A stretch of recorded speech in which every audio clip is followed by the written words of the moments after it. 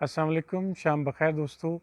رمضان المبارک کی آمد بہت مبارک ہو، آپ کی سب کی زندگیوں میں اللہ کی عنایات بھرپور بڑھ جائیں۔ جو ہی رمضان آیا ہم بہت سارے اپنے ویلاگ میں قومی المیوں کا ذکر کرتے ہیں۔ ان المیوں کے ذکر سے پہلے گزارش ہے کہ چینل کو سبسکرائب بھی کر دیجئے۔ بہت سارے دوست محض یوٹیوب پہ دیکھنے سے ہی اکتفا کر رہے ہیں، سبسکرائب نہیں کر رہے۔ چینل کو سبسکرائب کر دیجئے تاکہ آپ کی کنٹریبیوشن سے ہماری شعور و آگہی پھیلے۔ گزارش کی تھی کہ رمضان کی آمد کے ساتھ ہی جس طرح ہمارے ملک میں بہت سارے قومی المیے ہیں، ایک قومی المیہ، قومی جرم ہمارا یہ ہے کہ ہم روایتی مذہبی ہیں، دکھاوے کے مذہبی ہیں، ریاکار مذہبی ہیں۔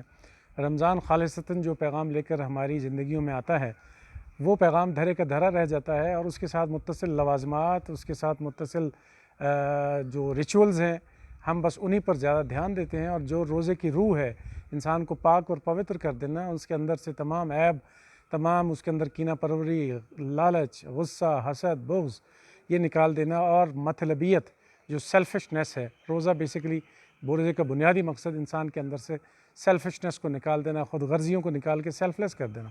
چونکہ جب انسان روزے کی حالت میں ہوتا ہے تو روزے کے 30 دنوں میں اللہ تعالیٰ کا انسان سے، اپنی سب سے پیاری مخلوق سے، اللہ تعالیٰ جس سے سب سے زیادہ پیار کرتے ہیں کائنات میں وہ انسان ہے، اس کو 14 گھنٹے، 16 گھنٹے، 10 گھنٹے، 12 گھنٹے ایک بھوک کی مشقت میں رکھنا دراصل اللہ تعالیٰ کا ہمارے لیے ایک ایکسرسائز پیش کرنا ہے، ہمیں ایک ایسے عمل میں ڈالنا ہے جس کے نتیجے میں مخلوق خدا کی فکر پیدا ہو کہ جب ہم روزے کی حالت میں کام بھی کر رہے ہیں، باقی معمولات کی بجاوری بھی کر رہے ہیں، اور ہم بھوک سے نڈھال ہوتے ہیں، یا ہمارا بلڈ پریشر ڈاؤن ہوتا ہے، ہماری شوگر ڈاؤن ہوتی ہے، تو ہمارے اندر غم و غصہ اور چڑچڑاپن آتا ہے۔ تو یہ تفکرات پیدا ہوتے ہیں کہ ایک عام غریب آدمی جس کے 365 دن ہی روزے کی حالت میں گزرتے ہیں، کبھی مل گیا کبھی نہیں ملا، اور ہم اکثر کہتے ہیں جی غریب جو ہے وہ بڑے بد تہذیب ہوتے ہیں، چڑچڑے ہوتے ہیں، بد مزاج ہوتے ہیں۔ تو روزے کی حالت میں ہمیں اندازہ ہوتا ہے کہ ان کی بد مزاجی دراصل بھوک کی وجہ سے۔ بھوک ہی انسانیت کا سب سے بڑا قومی عالمی المیہ ہے جس کو نمٹنے کے لیے دنیا کی قومیں لڑ رہی ہیں۔ لیکن ہم روزے کو کسی اور اینگل سے دیکھتے ہیں، جیسے ہم قولی عبادت پر زیادہ یقین رکھتے ہیں۔ استغفر اللہ کی تسبیحاں پڑھنا ہمارا عام معمول ہے، لیکن استغفر اللہ کی تسبیحاں پڑھنے سے زندگی میں تبدیلی نہیں آئے گی، نہ آپ کے گناہ بخشے جائیں گے۔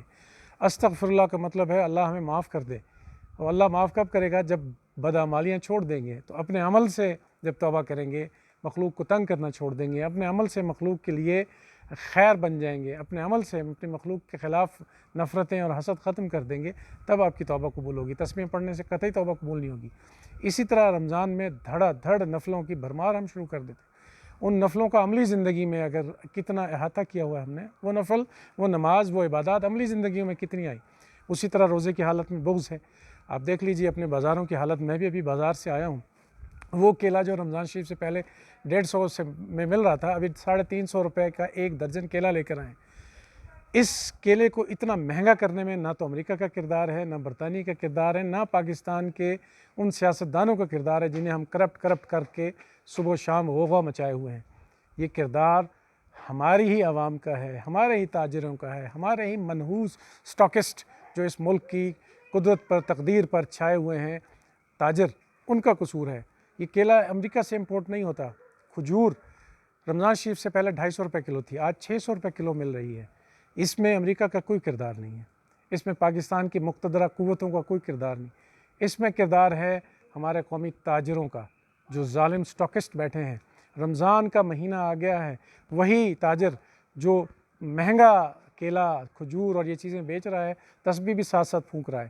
اس تسبیح میں نفع کی برکت کی دعائیں مانگی جا رہی ہیں، اور غریبوں کی گردنوں پہ چھری چلائی جا رہی ہے۔ یہ کیسے ہم مذہبی طبقہ کار، منافق، ریاکار، بد کردار، بد معاملہ، صرف تسبیحاں پڑھنا آتی ہیں، صرف نمازیں پڑھنا آتی ہیں، قرآن پاک پڑھتے رہیں گے، لیکن قرآن پاک کیا کہتا ہے؟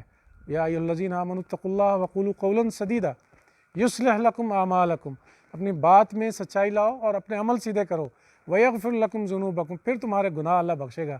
ایسا نہیں بخشے گا۔ فویل للمصلین، سورۃ الماؤن کہہ رہے لعنت ہے ان تمام مذہبیوں کے لیے جو نماز کا فکر و فلسفہ بھلا بیٹھے ہیں۔ سورۃ الماؤن کی تشریح پڑھ لیں، ساری وضاحت کے ساتھ قرآن پاک علی الاعلان بڑا سرین کہہ رہا ہے، لیکن ہم صرف قولی عبادت پر، تسبیحاں پڑھنے پر، اور اسی طرح باقی رمضان سے جڑے ریچولز پر زور لگا رہے ہیں۔ اور پھر رمضان کہتا ہے کہ جیسے معاملات زندگی عام دنوں میں ویسے ہی رہے، ہم سحری میں بھی اس قدر ٹھونس لیں گے کہ دوپہر تک سانس لینے کی گنجائش ہمارے پیٹ میں نہیں ہوگی، اور پھر افطار میں اس قدر ٹھونس لیں گے کہ سونے تک ہماری جو ہے وہ سانسیں بحال نہیں ہوں گی، اور پھر بہت سارے لوگوں کا معمول ہے کہ آدھا دن سو کر گزار دیں گے تاکہ روزہ کٹ جائے۔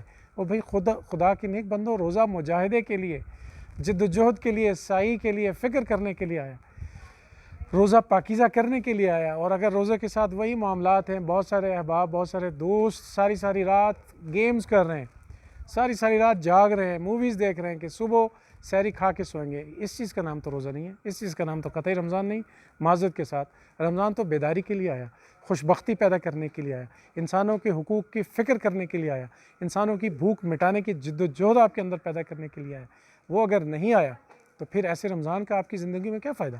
اگر سارا سال ہی نحوستوں میں اور کج فہمیوں میں، کج ادائیوں میں، بد معاملگی میں، عہد توڑنے میں، مال خوری میں، منافع خوری میں، لوگوں کو تنگ کرنے میں گزارا، رمضان میں بھی وہی کام کر رہے ہیں، بلکہ اس کو میگنیفائر لگا کر بڑا کر کے پیش کر رہے ہیں، تو ایسی عبادت گزاری کا کیا فائدہ؟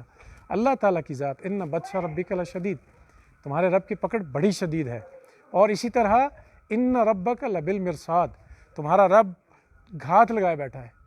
تو گھات کون لگا کر بیٹھتا ہے؟ جس نے دشمن کو، جس نے چالاکوں، مکاروں، ظالموں، مجرموں کو پکڑنا ہوتا ہے، وہ گھات لگا کر بیٹھا ہوتا ہے۔ آپ دیکھ لیجئے ہماری قومی بدعمالیوں کا کیا نتیجہ ہے، جو ہم نام نہاد مذہبی سماج ہیں، جھوٹے، مکار، فریبی، منافع خور، انسانیت کو تکلیف دینے والے۔ آپ دیکھ لیں پاکستان دنیا کے ان 10 ملکوں میں جہاں حادثاتی موت سب سے زیادہ ہوتی ہے، پورے پاکستان میں حادثاتی اموات سب سے زیادہ ہوتی ہیں، یہ ہمارے معاملات کی نحوست کا نتیجہ ہے۔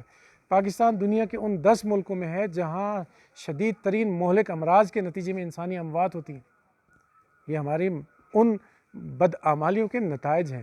تو ان نتائج کے، ان نحوستوں سے کوئی نہیں بچا ہوا۔ جس کے پاس دولت ہے وہ بھی حادثوں کی نظر ہو کر مرتا ہے، اس کو بھی ہارٹ اٹیک ہوتا ہے، اس کو بھی کوئی نہ کوئی مہلک بیماری پکڑتی ہے۔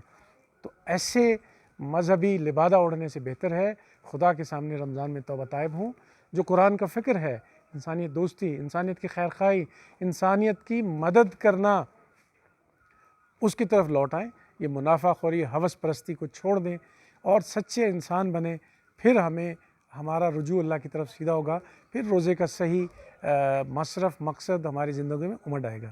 ان خطوط پر سوچا کیجئے، اللہ تعالیٰ پر اپنا فضل و کرم قائم رکھے، آمین۔ السلام علیکم۔